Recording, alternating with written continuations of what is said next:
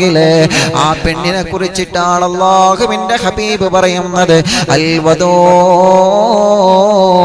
അത് സ്നേഹമുള്ള ഭാര്യയാണ് സ്വഹാബ, അത് മഹബ്ബത്തുള്ള ഭാര്യയാണ് സ്വഹാബ.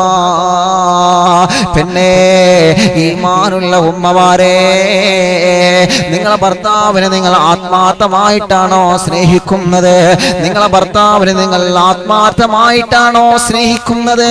ആത്മാർത്ഥമായ സ്നേഹമാണ് ഭർത്താവിനെ കൊടുക്കുന്നതെങ്കിൽ അല്ലാഹുവിന്റെ ഹബീബ് നബി മുഹമ്മദ് മുസ്തഫ സല്ലല്ലാഹു അലൈഹി വസല്ലമ തങ്ങളെ പറയുകയാണ്, ആ പെണ്ണ് നാളെ അല്ലാഹുവിന്റെ സ്വർഗ്ഗത്തിൽ ആ ഭർത്താവിന്റെ കൂടെ കടന്നു വരുമെന്ന് നബി മുഹമ്മദ് മുസ്തഫ സല്ലല്ലാഹു അലൈഹി വസല്ലമ തങ്ങൾ പറയുകയാണ്.